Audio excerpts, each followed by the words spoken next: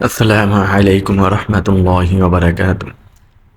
আলহামদুলিল্লাহ, আলহামদুলিল্লাহি রাব্বিল আলামিন, ওয়াল আকিবাতু লিল মুত্তাকিন, ওয়াসসালাতু ওয়াসসালামু আলা রাসূলিহি মুহাম্মাদি ওয়া আলিহি ওয়া আসহাবিহি আজমাইন। আম্মা বা'দ, ফাআউযু বিল্লাহি মিনাশ শাইতানির রাজীম।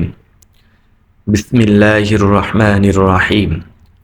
ইকরা বিসমি রাব্বিকাল্লাযী খালাক, খালাকাল ইনসানা মিন আলাক, ইকরা রাব্বুকাল আকরাম, আল্লাযী আল্লামা বিল কলম, আল্লামাল ইনসানা মা লাম ইয়ালাম। সাদাকাল্লাহুল আযীম। সম্মানিত তিনি দর্শক, আশা করি আল্লাহর অশেষ রহমতে আপনারা সকলেই ভালো আছেন, সুস্থ আছেন। মহান রব্বুল আলামিন পবিত্র কোরআনের এই কালজয়ী আয়াতগুলোর মাধ্যমে আমাদেরকে পড়ার এবং শেখার নির্দেশ দিয়েছেন, আর সেই লক্ষ্যেই আমাদের আজকের এই ক্লাস। আজকের ক্লাসে আমরা যেটা নিয়ে কথা বলবো, আজকের ক্লাসের মূল আলোচ্য বিষয় হচ্ছে সূরাতুল ইখলাসের তাৎপর্য নিয়ে কথা বলবো। সংক্ষিপ্ত আকারে অল্প কিছু কথা বলবো। এই শব্দে শব্দে অর্থ বুঝে নামাজ পড়া শিখুন ক্লাসের প্রত্যেকটি সূরারই আমরা 2টি করে ক্লাস করার চেষ্টা করেছি, এবং যে কয়টি সূরা বাকি রয়েছে আমরা মোট 5টি সূরা নিয়ে এই সিরিজটা শেষ করার চেষ্টা করব ইনশাআল্লাহ। আজকের আমরা সূরা ইখলাসের তাৎপর্য নিয়ে কথা বলবো। পরবর্তী পর্বে আমরা সূরা ইখলাসের প্রতিটি শব্দের অর্থ জানার চেষ্টা করব ইনশাআল্লাহ। সূরাতুল ইখলাস পবিত্র কুরআনুল কারীমের 112 নম্বর সূরা। এটি আয়তনে অত্যন্ত ছোট হলেও এর তাৎপর্য ও গুরুত্ব অপরিসীম।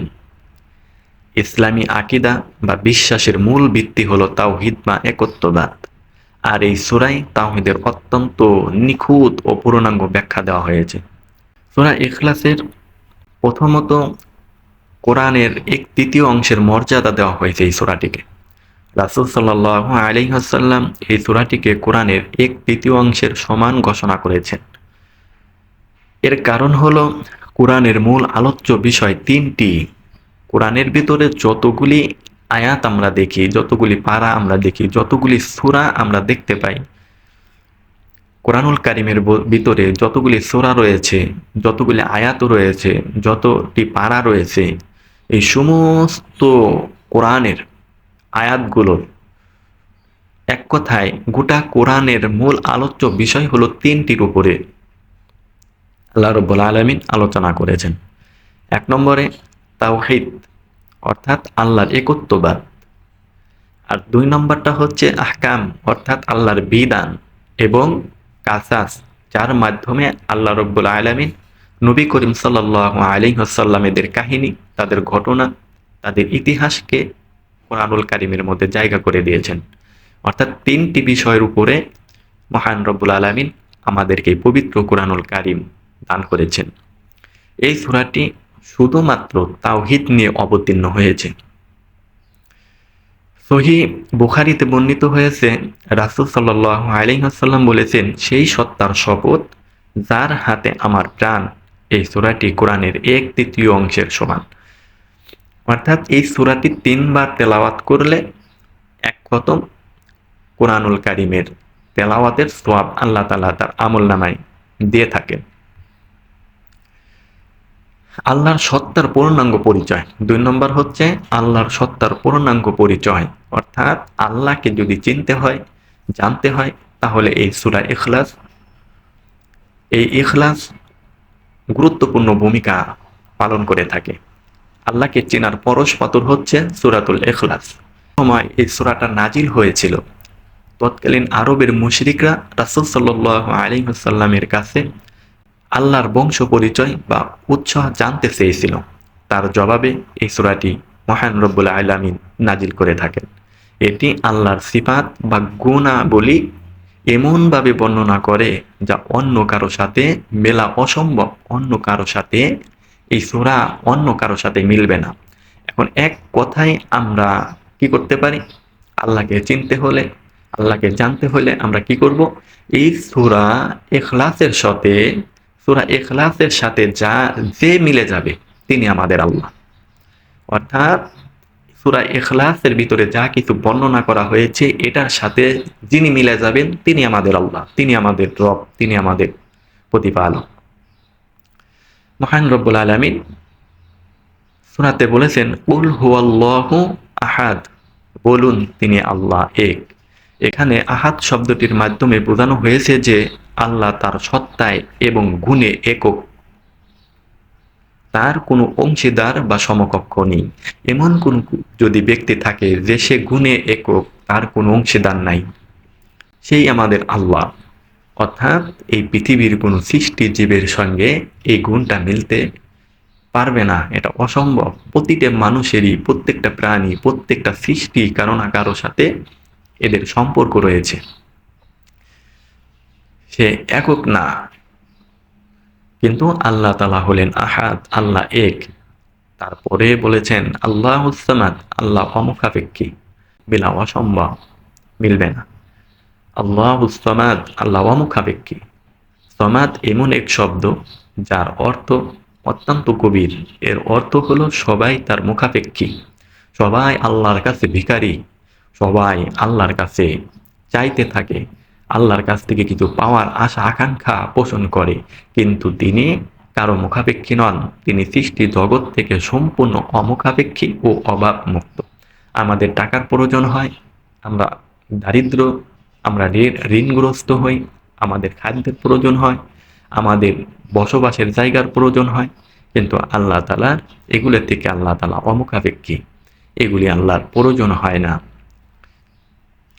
3 নম্বরে হচ্ছে শিরিকের মূলোৎপাটন, শিরিকের একদম গোড়ার থেকে উপরে ফেলে দেওয়া হয়েছে। এই সূরা শিরিকের একদম গোড়ার থেকে উপরে ফেলে দেয়। সেটা কিভাবে? এই সূরার মাধ্যমে সব ধরনের শিরিক বা অংশীদারিত্বকে প্রত্যাখ্যান করা হয়েছে, অস্বীকার করা হয়েছে। লাম ইয়ালিদ ওয়া লাম ইউলাদ, তিনি কাউকে জন্ম দেননি এবং তাকেও জন্ম দেওয়া হয়নি।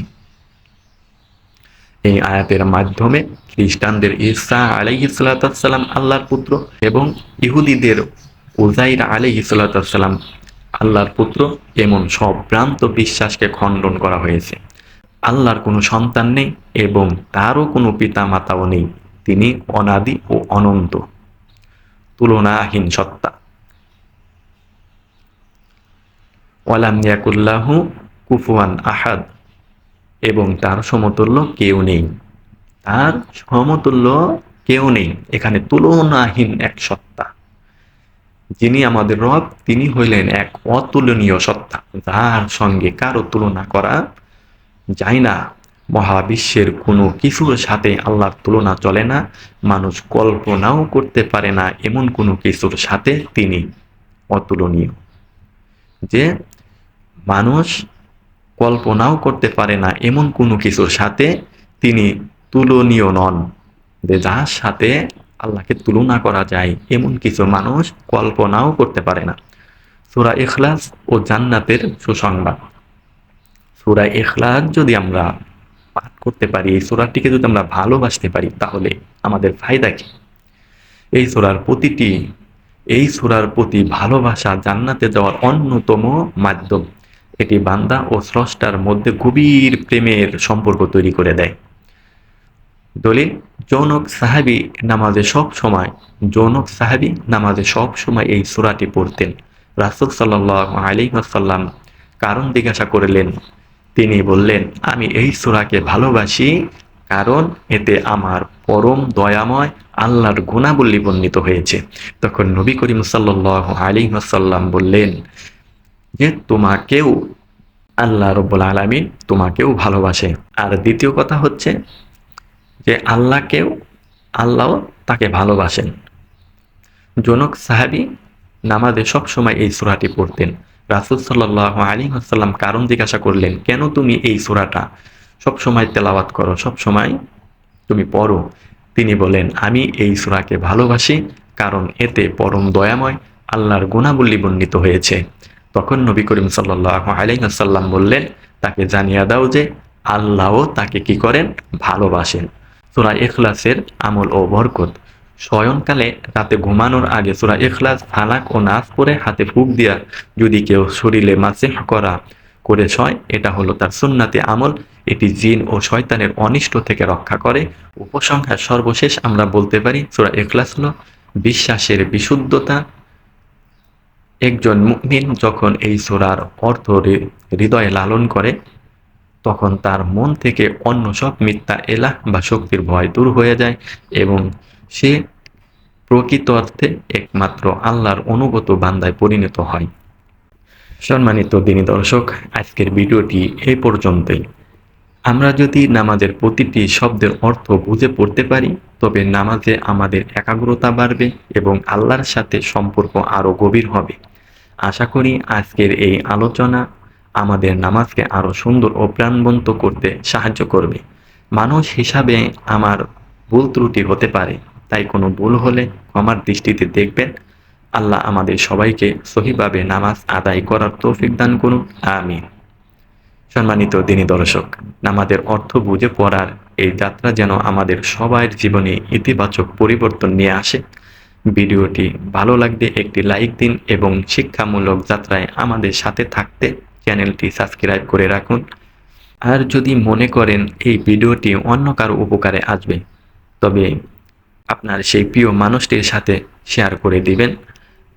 আপনাদের সবার দিনটি শুভ হোক। আসসালামু আলাইকুম ওয়া রাহমাতুল্লাহি ওয়া বারাকাতুহু।